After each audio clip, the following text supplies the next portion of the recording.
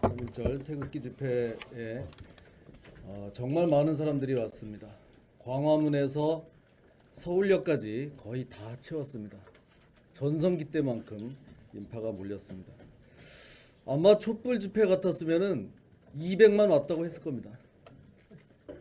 그런데 언론에는 거의 단 한 줄도 안 났습니다. 이게 언론이라고 할 수 있습니까? 전두환 때 땡전 뉴스보다도 못합니다. 오히려 그 집회에 참석했던 시민을 체포했습니다. 희망 촛불이라는 그 불법 조형물이 있는데 이거를 시민들이 밀어 넘어뜨려서 부순 혐의로 시민을 체포했습니다. 그런데 그 조형물은 그야말로 불법 조형물입니다. 서울시에서 여기에 대해서 철거하든지 아니면은 과징금까지 부과를 했던 대상입니다. 그러면 서울시에서 철거해야 될 거를 철거도 안 하고 그대로 두고 보니까 시민들이 철거를 해준 겁니다. 그런데 그걸 가지고 시민을 체포를 해가요? 그거 다시 세울 것도 아니잖아요. 또 애국당 조원진 대표에게 경찰이 소환 통보를 했습니다. 집시법 위반이라고 합니다. 그 며칠 전에 5개 기자회견 한 것을 이제 또 문제 삼는 겁니다. 거기서 김정은 초상화 태우고 인공기 태운 거 결국 그거를 수사하는 거나 마찬가지입니다. 예? 이렇게 되면은 이렇게 애국 진영, 우리 자유민주 진영에 대한 편파적인 부당 수사 당장 중단하기 바랍니다. 이런 정권의 하수인인 경찰청장 즉각 사퇴하세요. 이상입니다. 안녕하십니까, 정진석 의원입니다. 원내대표께서 좀 길게 발언을 하라고 그러시는데 얼마나 길게 해야 될지. 예, 문재인 정권 1년 만에 경제 파탄, 민생 파탄이 현실화 되었습니다. 이대로 가면 우리 젊은 세대 일자리는 없다. 이대로 그냥 두면 안보와 경제가 동시에 무너진다. 더 이상 우리 국민들을 대중 인기 영합 정책의 실험 대상으로 삼게 해서는 안 되겠다. 이러한 절박한 심정으로 경제 파탄 대책 특위를 맡게 됐습니다. 지금 민주노총은 1억 연봉의 정규직 노동자들을 보호하기 위해서 콘크리트 장벽을 세우고 있습니다. 해고는 살인이다. 이것이 바로 그들의 구호입니다. IMF와 OECD 한국 경제 보고서를 한번 읽어보십시오. 노동시장의 이중구조를 해소하지 않으면 한국 경제가 심각한 위기에 직면할 것이라고 그들은 끊임없이 경고해 왔습니다. 노동시장의 유연성 제고, 공공부문의 기득권 조정과 그를 위한 노사정 대타협, 이것은 상식을 가진 사람들의 일치된 해법입니다. 민주노총의 기득권을 타파해야 합니다. 해고를 쉽게 할 수 있도록 해야 하고 정규직과 비정규직 사이의 담장을 낮춰야 합니다. 청년 실업률이 9.9%입니다. 청년 측의 체감 실업률은 25%에 이릅니다. 지금 한국의 고용시장은 정규직 천국, 비정규직 지옥, 대기업 천국, 중소기업 지옥입니다. 청년들이 대기업 정규직 가겠다고, 공무원 가겠다고 목을 매지 않을 수가 없습니다. 이것을 청년들의 책임으로 돌릴 수만은 없지 않겠습니까? 우리나라는 지금 일자리를 찾지 못하는 청년들이 결혼을 포기하고 세계에 유례없는 저출산 국가가 되고 있습니다. 문재인 정부는 촛불 혁명의 1등 공신인 민주노총의 눈치만 보고 있습니다. 이대로 가면 청년들의 미래, 우리의 희망은 없습니다. 문재인 정부 경제정책의 핵심은 크게 보아 두 가지 줄기입니다. 최저임금을 최고 수준으로 인상해서 국민소득을 끌어올리겠다는 겁니다. 이른바 소득주도 성장입니다. 둘째는 공무원을 증원해서 일자리를 늘리겠다는 겁니다. 공공일자리 늘리기입니다. 자, 이 정부는 공공부문 일자리를 17만 개 늘리겠다고 합니다. 지난해 공무원의 평균 연봉이 6,120만 원이었습니다. 대한민국 공무원 숫자가 100만 명입니다. 공무원 월급으로만 60조 원이 들어가고 있습니다. 이 100만 명의 공무원은 퇴직하면 매달 300만 원 정도의 연금까지 받습니다. 자, 한 달에 200만 원도 벌기 어려운 중소상공인들, 자영업자의 고통 위에서 공무원들의 안락한 생활이 보장되고 있습니다. 공무원 수 줄여야 합니다. 작년 한 해 국민들이 낸 소득세, 기업들이 낸 법인세, 부가가치세 모두 합쳐봐야 264조 원입니다. 이 가운데 100조를 공무원 인건비와 관련 예산으로 쓰고 있는 것입니다. 공공 일자리를 늘릴 것이 아니라 방만하고 비효율적인 공공부문을 개혁해야 합니다. 공무원은 줄여야 하고 공무원 연금은 장기적으로 국민연금과 통합 운영돼야 한다고 저는 믿습니다. 이 정권은 지금 당장 인기를 좀 얻어보겠다고 공무원 일자리를 늘리겠다고 합니다. 이렇게 국정을 운영하면 경제 민생 모두 망가집니다. 그 부담은 모두 미래 세대에게 전가되고 말 것입니다. 당장은 곶감 마실지 몰라도 얼마 안 가서 독약이 돼서 돌아오게 됩니다. 자, 문재인 정부는 미국과 일본이 다 내리는 법인세를 올렸습니다. 트럼프 대통령, 아베 총리, 외국 나간 기업을 다시 불러들여서 세금 감면해서 기업 우호 정책을 펴고 있습니다. 이 정부가 경제 정책을 내놓을 때마다 우리 중소기업, 영세사업자들 맥 빠지고 힘들어합니다. 일자리는 기업이 만드는 것입니다.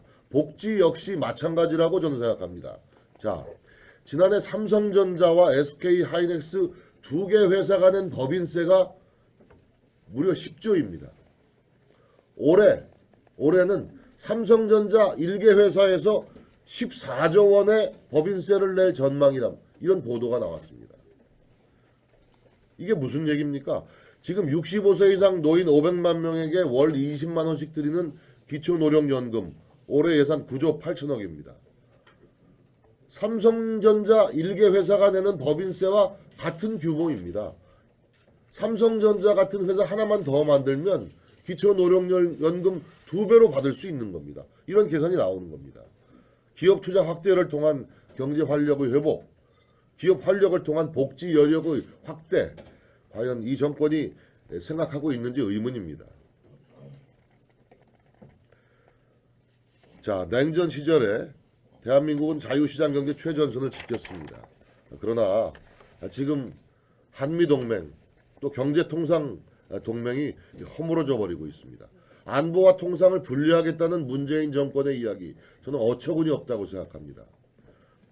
여러분 한번 생각해 보십시오. 중국이 사드 배치를 빌미로 우리 기업에 큰 고통을 줄 때 입을 꾹 다물었던 사람들이 누굽니까? 중국 앞에서 벙어리가 됐던 그 사람들이 지금은 미국 앞에서는 통상 압박에 맞서겠다고 기세가 등등해졌습니다. 군사공맹 금이 갔고 통상경제동맹 함께 무너져 내리고 있습니다. 자유한국당은 경제 파탄, 민생 파탄의 현장으로 달려가겠습니다. 군산 GM 사태와 관련 국정조사를 강력히 추진하겠습니다. 우리 경제 어떻게 살릴 것인지 전문가들의 의견을 경청하겠습니다. 대한민국 정부의 대중영합 포퓰리즘 정책에 제동을 걸겠습니다.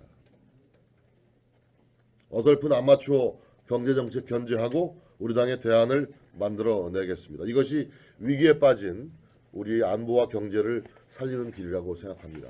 국민 여러분, 당원 동지 여러분, 의원님 여러분께서 적극적인 지도 편지를 보내주시기 바랍니다. 고맙습니다.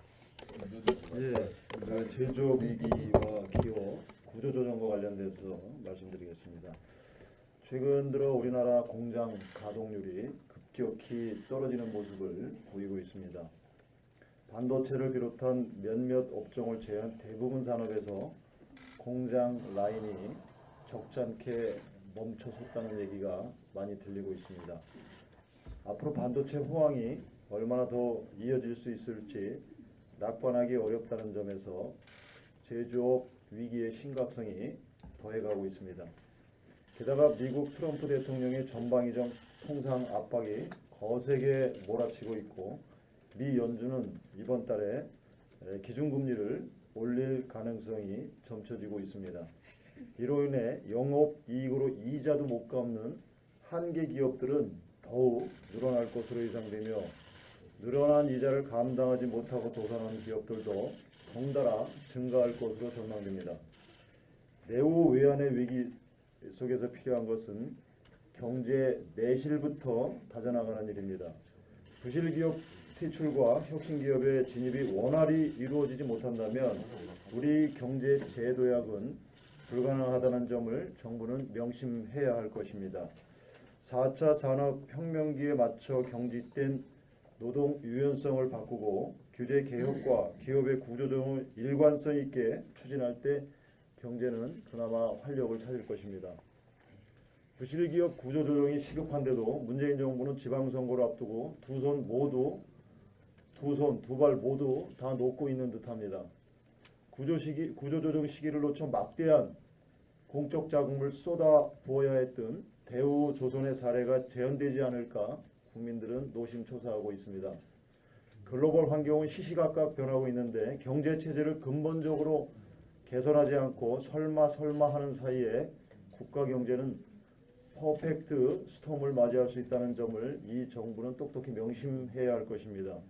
우리 자유한국당은 대한민국 제조업의 위기를 막기 위한 근본적인 경제 체질 개선에 앞장설 것이며 원칙 있는 구조조정을 통해 산업 전반의 경쟁력이 회복될 수 있도록 최선을 다하겠습니다. 아울러 기업이 부실화되기 전에 사전 구조조정을 통해 기업을 정상화하는 기업 활력 제고 특별법을 더욱 활성해 나갈 것을 분명히 밝힙니다.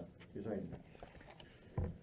서울시가 신년이 강남구청장이 구속된 지 불과 이틀 만에 2015년 11월 시의회 감사 진행을 방해한 혐의로 구청 공무원들을 징계하라는 시의 요구를 거부한 강남구청 직원 4명을 형사 고발한다고 밝혔습니다. 또 시의 고시를 제때 처리하지 않았다는 이유로 직원 10명에게도 중징계를 요구하는 등 강남구에 대한 정치 보복을 자행하고 있습니다. 서울시와 강남구는 그간의 몇몇 현안과 관련해서 시각 차이를 보여온 것은 사실입니다. 그러나 정책 추진 과정에서 시각차가 있었다고 해서 2년이나 지난 일을 지금 구청장이 구속된 그 차제에 애꿎은 공무원들을 형사 고발하고 중징계를 요구하는 등 보복성 조치를 내린 것이 과연 제대로 된 행정행위인지 참한 마음이 듭니다. 2017년 3월 문재인 후보에 대한 비방 내용을 단체 카톡방에 올렸다는 혐의로 시작된 신년희 구청장에 대한 수사는 2차례의 소환과 51번의 압수수색 과정을 통해서 별건 수사를 진행했습니다. 그래서 드디어 수사가 시작된 1년 만에 구속했습니다. 그야말로 먼지털이 수사의 표본이라 해도 과언이 아닙니다. 먼지털이 수사에 이어서 공무원들에 대한 쌍끌이 보복 조치를 하고 있는 이 상황을 보면서 씁쓸한 마음을 금할 수 없습니다. 이상입니다. 대북 특사단 파견과 관련해서 국방위원장으로서 한 말씀 드리겠습니다. 이번 대북 특사단은 김정은의 비핵화 결단 없이는 남북 관계가 한치의 진전도 없다는 점을 분명히 전달해야 합니다. 남북 정상회담이나 북미 회담도 이 비핵화 약속의 후속 조치이지 결코 선행 조치가 될 수 없습니다. 하지만 이번에 방북하는 특사단들의 면면을 보면 대부분이 북한 프렌들리한 분들로 북핵 폐기는 사실상 어려우니 핵동결을 통해서 대한민국 국민이 북한의 핵인질로 그냥 사는 것이 평화라는 위험한 생각을 가진 분들입니다. 이런 생각을 가지고 있는 분들이 김정을 앞에서 비핵화라는 문제의 본질은 비켜가면서 한미 연합훈련, 북핵 미사일 실험 동시 중단, 이산가족 상봉이나 개성공단 재가동 등의 교류 협력에 덜컥 합의하고 국민과 미국 등 국제사회를 역으로 설득하려 들지는 않을지 심히 우려스럽습니다.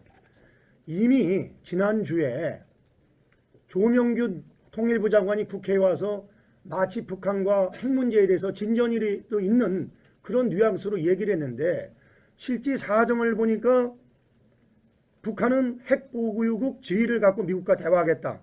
한미 군사훈련을 수용할 수 없다는 이런 주장을 했는데 이것을 숨긴 그런 전례도 있습니다. 우리가 잘못해서 민주당에 정권을 내주기는 했습니다마는 민주당은 이러다가 북한에 나라까지 내주는 것은 아닌지 심히 걱정이 됩니다.